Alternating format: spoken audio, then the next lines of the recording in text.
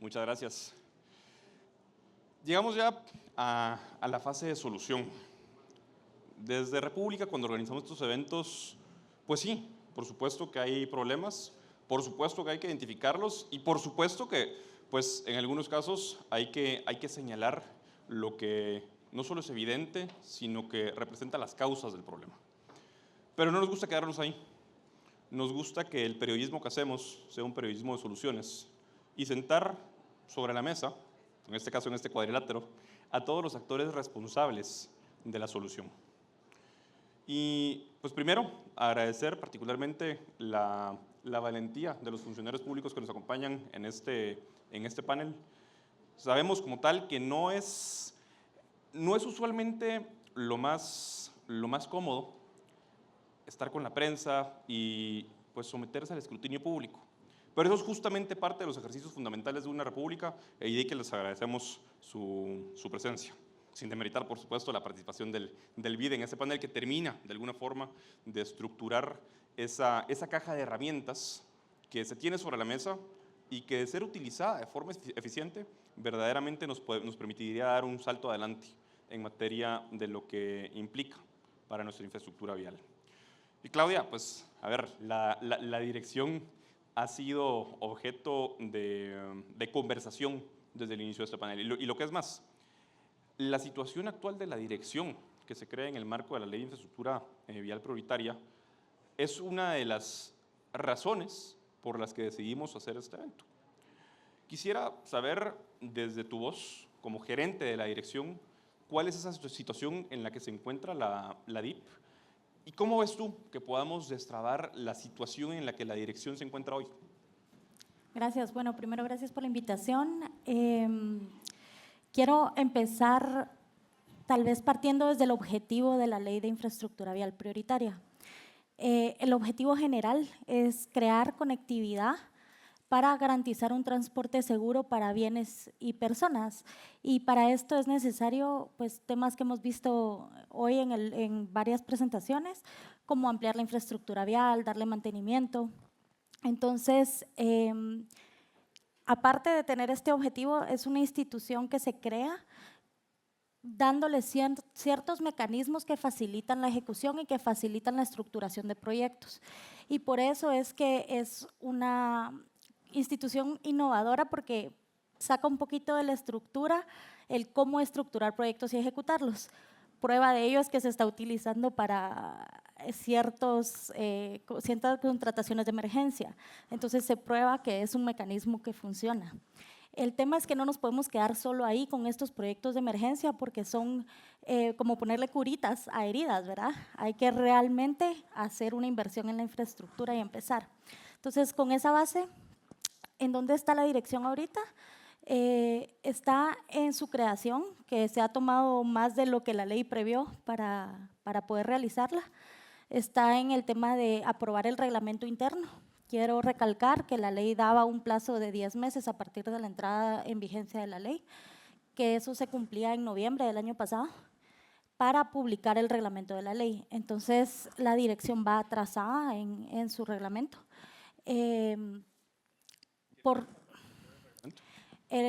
Para que se apruebe el reglamento hace falta, bueno, ya se envió a la Procuraduría General de la Nación, entonces hace falta pues que ellos hagan su trabajo, lo envíen a Secretaría General de la Presidencia y pues idealmente se publique, no que regrese al Ejecutivo, al CIB, sobre todo para que hagan cambios, ¿verdad? Además, nosotros hemos avanzado con el trabajo de normativa interna de la DIP. Realmente tenemos muchas cosas como prehechas desde el año pasado, esperando a que el Ejecutivo dé estos pasos para poder lanzarnos y tratar de cumplir con el plazo legal, que es que la DIP esté operativa a finales del mes de junio. No sé si se va a lograr, pero tengo mucha esperanza en que ojalá. Depende mucho de la voluntad de autoridades, ¿verdad? Para que esto se mueva más rápido y para que entonces se pueda empezar a operar. A ver, me faltó dar un poco de contexto de por qué están los que están sentados en este panel desde un inicio. Y es que, pues, hablaba en el panel que moderaba con anterioridad de que se tienen todas las herramientas legales e institucionales hoy para ejecutar infraestructura de diferentes formas. Está la modalidad de ejecución por medio de la Dirección de Infraestructura de Proyectos Viales Prioritarios, está la modalidad de alianzas público-privadas por medio de la ANI, está la planificación que le corresponde hacer a CEGEPLAN de la inversión pública y por otro lado, pues por supuesto, la banca multilateral que puede financiar esos proyectos. Y pasándonos al tema de planificación, específicamente respecto del rol de CEGEPLAN y pues desde la subsecretaría de planificación de la inversión pública. Al día de hoy, ¿qué se está haciendo diferente o qué se podría hacer diferente para garantizar que esa planificación de la inversión pública, particularmente en infraestructura vial subsecretario, pues sea un compromiso de largo plazo y priorice criterios técnicos sobre criterios políticos que muchas veces, por presiones y por la coyuntura, son los que tienden a primar? Bueno, buenas tardes y muchas gracias por la pregunta. Me parece bastante oportuna, porque mencionabas qué se está haciendo de diferente. Nosotros encontramos una subsecretaría con procesos bastante lentos y obsoletos. Se tardaban 54 días en promedio en aprobar un préstamo. Nosotros nos estamos tardando en promedio 15 días en emitir opinión técnica para préstamos. De esa cuenta, el año pasado se aprobó un préstamo de $400 millones con el Banco Mundial para poder financiar temas específicos de movilidad, como lo son los caminos rurales. Y acá yo quisiera poner énfasis en lo siguiente. Hemos estado hablando mucho acá de la movilidad, sobre todo que ocurre en el área metropolitana, y ya Jorge nos comentaba que por el tiempo que pasamos en el carro podemos reducir todavía más nuestra estatura, pero en el área rural es más dramático, porque que no tener la adecuada movilidad es la diferencia entre la vida y la muerte. En el área rural de Izabal, nosotros estimamos que a una familia le toma 121 minutos en llevar a su hija o hijo a un puesto de salud cuando se enferma, si reside en el área rural. Si reside en el área urbana se tarda 30 minutos. De allí la orientación entonces de poder invertir en caminos rurales para poder agilizar la movilidad. Y la movilidad no tiene que ver precisamente nada más con desplazarme de un lugar a otro, sino con poder acercar los demás servicios públicos, como lo puede ser en este caso la salud o la educación, porque hay un tema bien importante que ustedes ya pusieron sobre la mesa: el costo de tener sistemas de movilidad lentos. En nuestras estimaciones, la movilidad solo para el lugar de trabajo representa una pérdida anual del 2% del PIB. ¿A qué vamos con esto? Si bien se necesita poder agilizar la movilidad en el área urbana, en los principales ramales de carreteras que hay en el país, también se necesita priorizarla en el área rural. ¿Qué se está haciendo diferente para que no sean compromisos de gobierno y que sean compromisos de Estado? Creo que el mejor ejemplo que te puedo poner es la aprobación de este préstamo, que el año pasado, en noviembre, fue aprobado por el Congreso. Se están terminando de formular los primeros estudios para que estos puedan empezar a ser ejecutados. ¿Quién va a ejecutar la mayor parte de este préstamo? No va a ser este gobierno, va a ser la siguiente administración. Y eso es poder demostrar que se tienen compromisos de Estado para cerrar las brechas estructurales de subdesarrollo que hay en el país. Kevin, la Nadia, ahora ANI, tiene ya bastante tiempo de existir. De hecho, si no estoy mal, en corregime, en 2010 correcto, se aprobó el primer marco regulatorio para regular las alianzas público-privadas en Guatemala. Y si bien es cierto que no hay marco regulatorio perfecto, hoy tenemos por un lado la ley de infraestructura vial y por otro lado tenemos la ley de alianzas público-privadas, por simplificar su nombre, que nos genera un marco mixto que nos permitiría hacer maravillas con la infraestructura para la movilidad en este país. Y ahí voy desde la infraestructura vial propiamente hasta infraestructura para transporte y transporte público-privado en sentido estricto. Hoy, con el fortalecimiento que el cambio, que las reformas a la ley de alianzas público-privadas le dieron a la institucionalidad de la ANI, ¿qué la diferencia de la ANADIE? Y lo pregunto en un marco en el cual, pues pese a haber transcurrido ya más de 15 años desde la aprobación de la primera ley, un proyecto ha sido como tal sacado adelante y está en proceso de ejecución, cuando países como Colombia ya van por su cuarta generación de proyectos público-privados. ¿Qué nos permitiría realmente aprovechar la ANI para lograr lo que otros países ya han logrado y ejecutar infraestructura de forma más eficiente? Bueno, creo considerablemente que estamos hablando técnicamente. Y todo lo que hacemos desde la DIP como la ANI es técnico. Nosotros podemos dar las mejores recomendaciones desde la óptica técnica, pero pasa por un componente muy importante que es el político. Muchas veces llevamos a altos estándares estudios, proyectos, pero la decisión no se toma. Y muchas veces escuchamos que los estudios, hay sobreestudios, no cierran el estudio, no se toman decisiones. Y creo que es porque muchas veces estamos aún muy enfocados en la obra pública tradicional.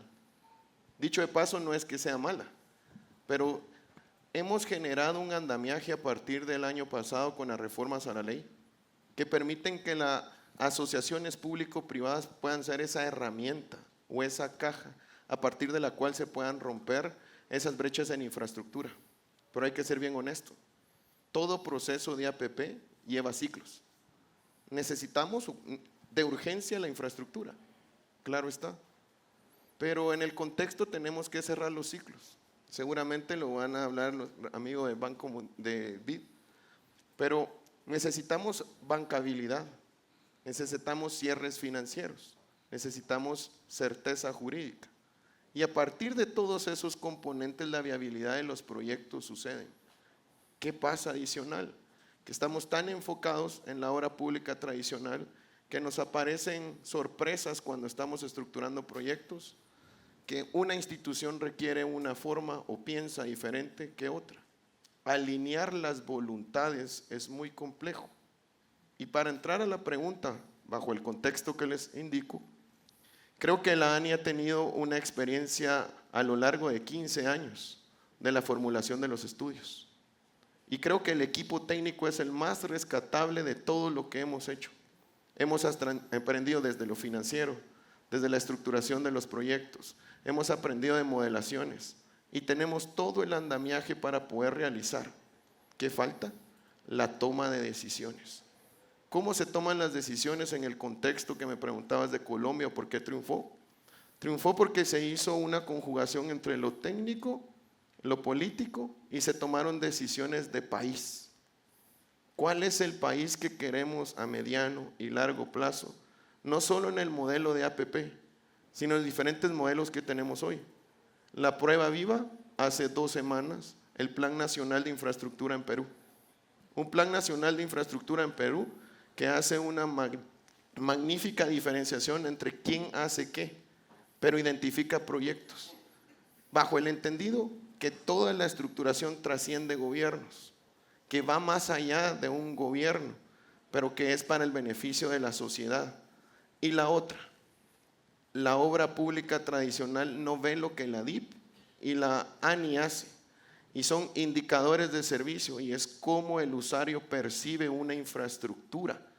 Y tenemos que salirnos de la caja en pensar que no es la infraestructura, es qué tipo de servicio queremos que a partir de la infraestructura queremos tener, porque pensamos en la obra gris, pero no pensamos en el servicio. Y creo que parte de las lecciones aprendidas es evolucionar el pensamiento de la infraestructura bajo los indicadores que queremos, bajo el servicio que queremos, y principalmente es que la parte técnica podrá llevar los mejores elementos, pero no debería estar bloqueada por la parte política. La voluntad en sí radica en tomar decisiones para que las cosas pasen. Y aprovecho a hacer una repregunta porque lo dejaste ahí al final de tu intervención. ¿Crees que hoy existe esa voluntad política para que existan esos consensos que permitan agilizar los proyectos que se encuentran hoy en la ANI? Yo creo que sí existen. pero todavía hay un desafío aún mayor. El desafío mayor es, no podemos migrar a una evolución o no podemos pasar a una evolución de alianzas público-privadas sin un portafolio de proyectos, y creo que lleva un orden. El orden primero es, hagamos un nuevo portafolio de proyectos, pongámonos de acuerdo qué sector le vamos a dar prioridad, dónde vamos a empujar. ¿Es la movilidad? ¿Es el tema energético? ¿Dónde? Porque no podemos ir aislados, no somos un país robusto en hacer infraestructura que podamos hacer 7 o 6 cosas a la misma vez. Pongámonos de acuerdo qué queremos hacer, pero tomemos decisiones. Las decisiones aún cuando se celebren fuera de que yo esté aquí en la ANI, o de que esté un presidente, o que tenga quien tenga que estar, porque quien lo va a celebrar es el país, no los políticos ni no los técnicos. Eduardo, desde la banca multilateral no solo hay financiamiento para proyectos, sino estudios, análisis y mucho análisis de data particularmente que sirve para tomar decisiones. Y cuando pues, vemos el diagnóstico que dábamos en el bloque anterior sobre la situación de la infraestructura en Guatemala, con base en la experiencia regional que tiene el Banco Interamericano de Desarrollo, cuando un país decide activar su agenda de infraestructura, y digo cuando un país decide activar su agenda de infraestructura porque en este país ha estado dormida por muchísimo tiempo, ¿cuáles son las primeras palancas que generan esos resultados visibles en el corto plazo y permiten recuperar credibilidad en la ejecución? Sí. Bueno, muchas gracias por la invitación. Es un placer estar acá representando al BID en este conversatorio. La pregunta que me haces es francamente muy relevante. Justamente un problema, el diagnóstico me parece que está claro. El diagnóstico es lo que se ha hablado durante toda la jornada de hoy, y creo que hay bastante consenso en cuáles son los problemas. También hay cierto consenso en que la brecha de inversión que hay en Guatemala es grande y que se va a requerir un esfuerzo grande de inversión. Nosotros estimamos de que solamente para la componente de transporte público, Guatemala necesitaría invertir en el orden de medio punto del Producto Interno Bruto al año para poder cerrar las brechas que enfrenta la economía. Entonces la pregunta es, ¿cómo hacerlo? Y aquí hay una serie de factores que creo que son importantes, algunos que se han mencionado, otros que no, muy basados también en lo que es la experiencia regional. Un tema que no se ha mencionado mucho es que a la hora de definir los proyectos de movilidad urbana, por ejemplo, un tema que a veces no se piensa demasiado es quién va a pagar por ese servicio. Eso es lo que nosotros llamamos el marco de fondeo de los proyectos. Es muy importante determinar quién es el que va a pagar por esos servicios. ¿Va a ser el usuario a través de tarifas? ¿Va a ser el gobierno a través de subsidios o transferencias? ¿O se van a aplicar otros métodos para poder fondear justamente ese proyecto? Y eso es importante porque eso es lo que destraba el financiamiento. El financiamiento se va a necesitar para la inversión pública, para la obra pública tradicional, o se va a necesitar también para la inversión privada. Y ese financiamiento, a su vez, puede ser público, por ejemplo, a través de la banca multilateral, o puede ser privado, por ejemplo, a través de la banca comercial.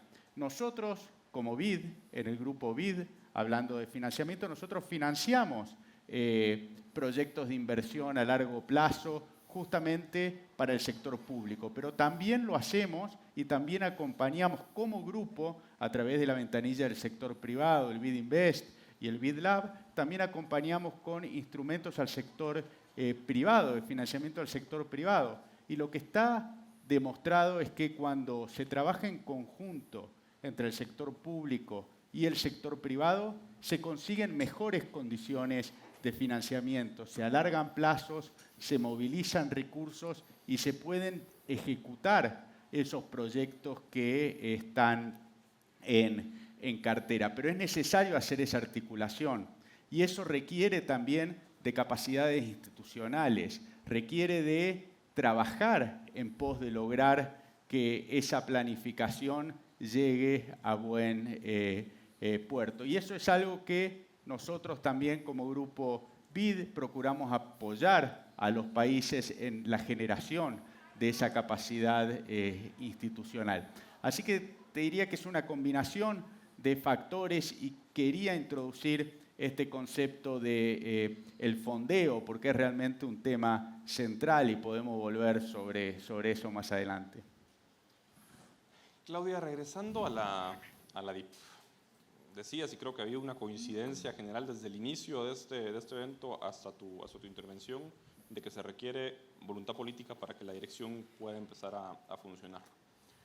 Y bueno, hay una necesidad evidente de que los proyectos del Plan Maestro de Movilidad, y acá me estoy concentrando en los proyectos del área metropolitana que le fueron asignados por mandato legislativo a la dirección. Si nos pusiéramos las pilas, si quienes tienen que tomar las decisiones las toman, si el directorio sesiona, que es algo que no ha pasado, entre muchas otras cosas, ¿cuáles serían esos hitos que se tendrían que cumplir para que los guatemaltecos podamos empezar a ver esos primeros proyectos de ese Plan Maestro de Movilidad ya estructurados? Y lo pregunto porque no es que una institución pública que se crea, pese a que se creó ya hace bastante tiempo, finales de 2024, empieza a funcionar y opera automáticamente y al mes ya hayan proyectos listos para ser adjudicados. ¿Qué tendría que pasar? Y más o menos, si fijamos un horizonte temporal, ¿de cuánto tiempo estamos hablando? Si nos pusiéramos las pilas, digo. Asumiendo que hay voluntad política total para hacerlo, técnicamente creo que yo he invertido mucho tiempo en preparar las bases de la DIP. Entonces, hay mucha normativa que ya tenemos que el directorio no puede aprobar porque la que habilita esa aprobación de la normativa es la publicación del reglamento. Entonces creo que ahorita ese es el hito más importante, el hito clave que tenemos, el tener un reglamento de la Ley de Infraestructura Vial Prioritaria que nos habilite todo ese andamiaje de normativa que hay interna para operación de la DIP. El segundo paso creo que sería el tema de la evaluación de la red vial, que también es un tema atrasado según los plazos de la ley. Son 6 meses a partir de la toma de posesión que se cumplen del gerente, que se cumplen en abril, cuando debería de estar la evaluación completa hecha. Y no, obviamente no está, porque no tenemos un reglamento, no tenemos un equipo técnico que pueda hacer esa contratación de la evaluación. Y pues esa evaluación de la red vial es importante porque nos va a llevar a elaborar el plan de infraestructura vial prioritaria, en donde vamos a poder tomar todos los proyectos que tiene a cargo la DIP por mandato legal y poder ver, por ejemplo, proyectos como el plan de movilidad, que ya hay un avance, ¿verdad? Ya está diseñado el plan, para poder unir esfuerzos, sobre todo técnicos, para poder trabajar en conjunto, que creo que es algo que Guatemala necesita, que el Estado trabaje como Estado, que las instituciones trabajen en conjunto. Entonces, pues apoyar a la ANI en la parte que le corresponde a la DIP, ¿verdad? Y unir esfuerzos en lugar de cada quien hacer un pedacito y que después no funcione. Entonces, creo que ahorita los hitos más importantes, el hito que abre todo es la aprobación del reglamento y luego pues ya conformar la institución. Debería, si se aprobara el reglamento, voy a decir ahorita en abril, pues sería un par de meses para que la DIP pudiera empezar a operar y ya podríamos tener entonces una evaluación. Dice 6 meses la ley a partir de la toma de posesión, pero si tenemos un equipo y trabajamos, ya hemos estado trabajando la parte técnica, tenemos ya los estándares internacionales sobre los que se va a solicitar esa contratación de la red de evaluación, entonces digamos que eso lo podríamos avanzar mucho más rápido y yo esperaría poder cumplir con tener un PIBIP a finales de este año para empezar los proyectos el año siguiente como estaba más o menos previsto por la ley y no tener ese atraso tan largo, ¿verdad? Y ojalá suceda, porque a mí si hay algún actor me gustaría ver más presente en todo este proceso de implementación de la DIP es la Contraloría General de Cuentas, que está muy presente muchas veces en lugares donde no tiene que estar y cuando tiene que estar en procesos que verdaderamente importan, como lo es la implementación de una dirección tan importante como esta, haciendo los reparos o presentando las denuncias incluso que deberían presentarse por el incumplimiento de deberes sostenido que va desde no sesionar hasta no aprobar un reglamento en tiempo, no está. Tal vez solo, perdón, quiero hacer una aclaración. Ahorita sí está sesionando el directorio. Pasamos una época de 2 meses en que no se sesionó a partir del cambio de autoridades pasado y lo quiero mencionar porque es importante. Si se da un cambio de autoridad en el ministerio, sobre todo en el Ministerio de Comunicaciones, que es la presidencia del directorio, yo esperaría que se haga una transición y que quien llegue retome las reuniones sin dejar pasar, por ejemplo, 2 meses para empaparse de temas para poder sesionar, porque eso sí limita mucho el funcionamiento y la aceleración de la operación de la DIP. Que no sea un borrón y cuenta nueva. Pasando, regreso, subsecretario, al rol de SGPlan y cayendo específicamente, me gustaría cerrar esta ronda, justamente cerrándonos al tema del plan maestro de movilidad y el rol que la Secretaría juega en la planificación. El plan, pues básicamente deriva del estudio de la cooperación con COICA, no surge, digamos, de cero, viene de años de diagnóstico técnico, el presidente Arévalo lo recibe el año pasado. ¿Qué está haciendo actualmente SGPlan o cuál es el rol concretamente de SGPlan para asegurar que estos proyectos priorizados efectivamente se traduzcan en inversión ejecutada y no queden únicamente en planificación? Gracias. Mira, yo creo también que es importante hacer una reflexión. No se trata nada más de ejecutar, sino ejecutar con calidad para que los resultados sean sostenibles. Hay 2 vías por las cuales los proyectos pueden ingresar a SGPlan. Una de ellas es a través de los préstamos, que es una cantidad considerable de capital la que se necesita. Allí se conforma un comité de emisión de opinión. Ya te comenté que en promedio nos tardamos 15 días en emitir opinión sobre un préstamo. Entonces, el papel de SGPlan es agilizar la inversión. ¿Qué sucede si ingresa para financiarse a través de recursos propios del Estado? De igual manera, eso ingresa para su emisión de opinión ya del proyecto cuando está la ingeniería final de la misma. Previo a eso está la fase de la preinversión. Y aquí yo quisiera mencionar un tema bien importante. Hasta el año 2023 se le pedía a todos los proyectos lo mismo para formularse. Entonces, un proyecto de 1 millón tenía que presentar lo mismo que un proyecto de 500 millones. Desde este año nosotros estamos aplicando el principio de proporcionalidad. ¿Qué es el principio de proporcionalidad? Con base al riesgo, con base al monto, con base a la complejidad del proyecto, va a llevar ciertos requisitos en su formulación. Para eso existe la dirección de preinversión, que es la encargada de poder capacitar a los funcionarios públicos en cómo poder formular los proyectos. ¿Para qué? Para cuando lleguen a su emisión de opinión no sean rebotados constantemente, sino que sean aprobados. Hemos tenido buenas experiencias y eso sí quisiera subrayarlo, específicamente con el BID. El año pasado redujimos el tiempo de 18 días a 5 días en la emisión de opinión para proyectos de electrificación.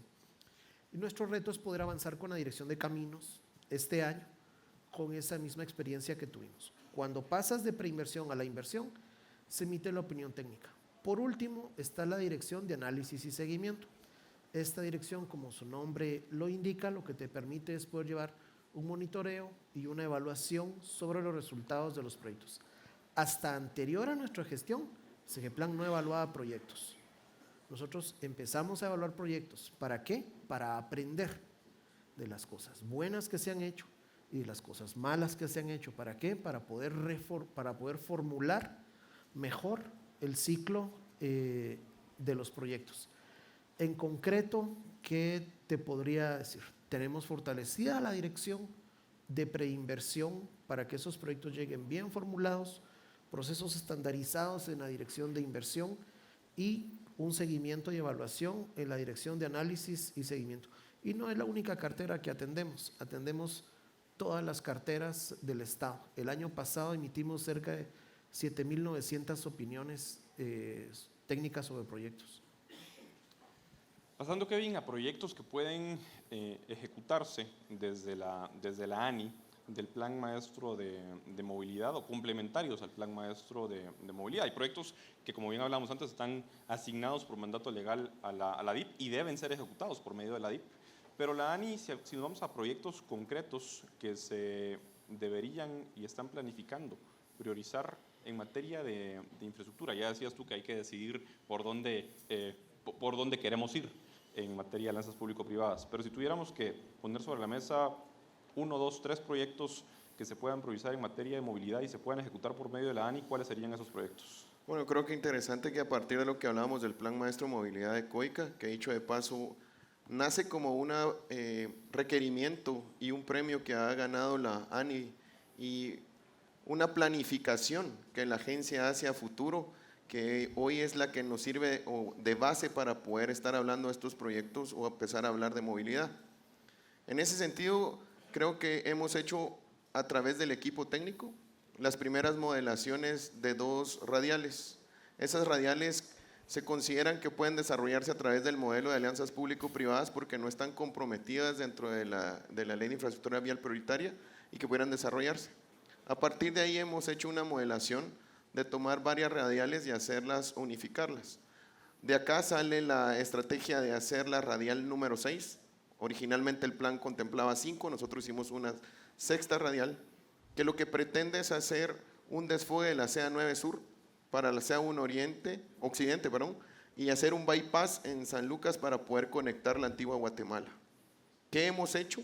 Hemos hecho desde el mes de diciembre diferentes rondas tomando el liderato como agencia, a reunir a los diferentes alcaldes que en las diferentes jurisdicciones toca el proyecto. Técnicamente nos hemos reunido recientemente para ver la viabilidad de los tramos y trazos que se quieren ejecutar para empezar a hacer las siguientes etapas. Creo que el liderazgo que los alcaldes en las jurisdicciones donde están este tipo de proyectos es vital para la toma de decisiones y creo que vamos encaminados por una buena línea. Hay una buena respuesta de los alcaldes, hay una buena respuesta de los equipos técnicos, pero creería yo que por primera vez pasa un fenómeno interesante. Dejamos de pensar en mi jurisdicción para ver en un proyecto integrado. Y al verlo de forma integrada, creo que las mancomunidades surgen como un nuevo rol. También surge importante el hecho que la reforma actualmente cree unidades de alianzas público-privadas desde las instituciones que requieren proyectos y a partir de ahí la perspectiva cambia con relación a los proyectos y creo que lo vamos a poder consumar. Pero, siempre hay un pero, dicen, ¿verdad? Debemos de ser muy honestos en que tenemos que cerrar ciclos de estudios para poderlo llevar a cabo. Eduardo, estamos sobre el tiempo, pero brevemente, es un hecho que tenemos un rezago de inversión en infraestructura pública respecto a otros países con economías más pequeñas que la nuestra. Si quisiéramos cerrar esa brecha, ¿de cuánto es la inversión requerida de la que estamos hablando? Si uno toma todos los sectores de infraestructura que incluyen, además del transporte, agua y saneamiento y energía, estamos hablando, nosotros estimamos que la brecha de inversión es de alrededor de 5,5 puntos del Producto Interno Bruto. Eso quiere decir que al año Guatemala debería estar invirtiendo esa cantidad solamente para cerrar la brecha. Una gran porción de esa brecha se la lleva a la cuestión del transporte público por las deficiencias que hemos estado conversando hoy aquí. Pero sin abusar demasiado del tiempo, porque sé que estamos sobre la hora, sí quiero plantear el tema de que existen soluciones al problema y la experiencia regional muestra que existen soluciones al problema.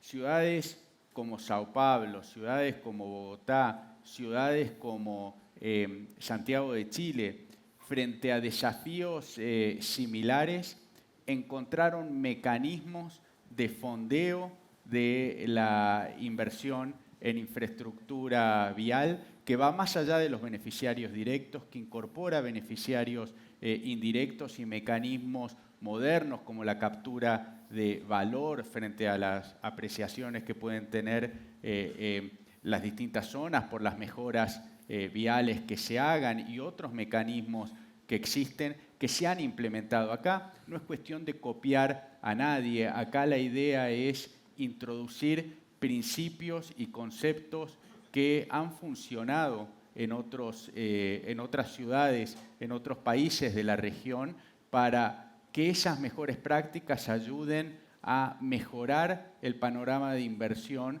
aquí en Guatemala. Y por eso los invito y les agradezco la oportunidad que nos han dado aquí al BID a presentar esta visión, y los invito a que sigamos trabajando en conjunto en pos de lograr esos objetivos y transmitirles nosotros la experiencia que hemos logrado a partir del análisis de estos temas a nivel regional. Muchas gracias y muchas gracias a todos. Gracias. Gracias.